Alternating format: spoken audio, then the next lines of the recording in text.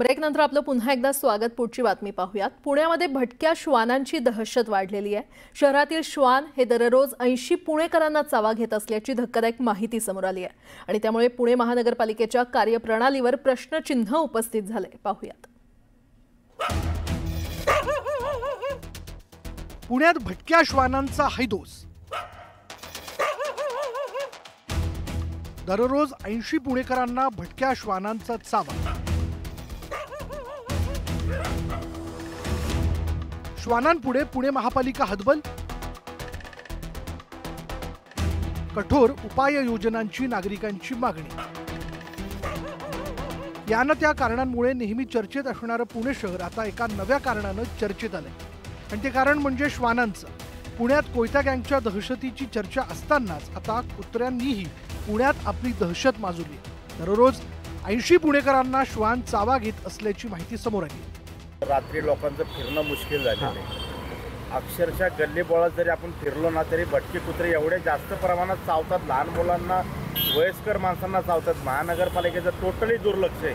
महानगरपालिका फक्त टक्केवारी गोळा करण्यासाठीचे आणि फालतू कामाला कारवाई करा, गरिबांवरती अन्याय करा, कुठे शेड पाडा।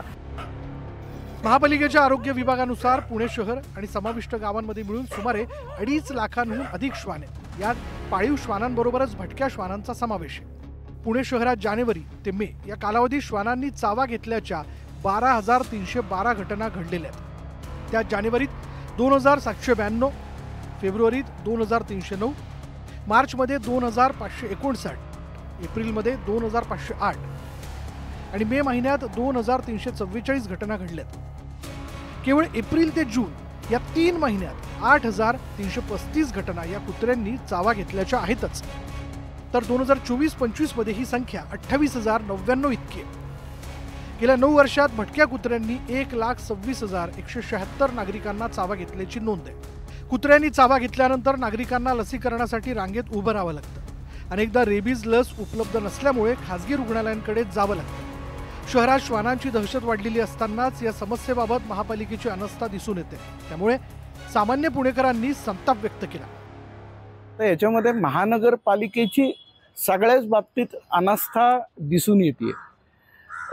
भटकी कुत्री मोठ्या प्रमाणात झालेली आहेत। त्यांना जी पकडणारी वाहने ती फार तुरळक दिसतात, म्हणजे दिसतच नाही। बरं दिसली, त्यांना पकडलं तर पेटावाले येतात आणि ते तिथं विरोध करतात। भटक्या कुत्र्यांची आकडेवारी महापालिकेने काढली कशी हाही प्रश्नच आहे। त्यांना जर कळते 2 लाख आहेत तर मग त्यांना पकडणं, त्यांचं निर्विजयीकरण करणं, त्यांचं लसीकरण करणं ही होत का नाहीये? म्हणजे काय महापालिकेची लोक फक्त भटके कुत्री मोजायला बसलेत का काय? 2 दिवसांपूर्वी दिल्लीमधील भटक्या श्वानांबाबत सुप्रीम कोर्टानं महत्त्वाचा निर्णय दिला होता। दिल्लीतल्या सर्व भटक्या श्वानांना निवारागृहात पाठवण्याचे आदेश कोर्टानं दिले। श्वानांच्या चाव्यांचे वाढते प्रमाण आणि रेबीज रुग्णांच्या वाढत्या संख्येला आळा घालण्यासाठी हा निर्णय घेण्यात आला।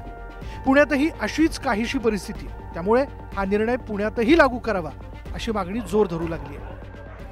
एक प्रकार से वो प्रायोरिटी जिस प्रकार से होनी चाहिए वो प्रायोरिटी भी नहीं रही, तो इसके कारण बहुत बड़े पैमाने पर स्ट्रे डॉग्स की संख्या बढ़ी।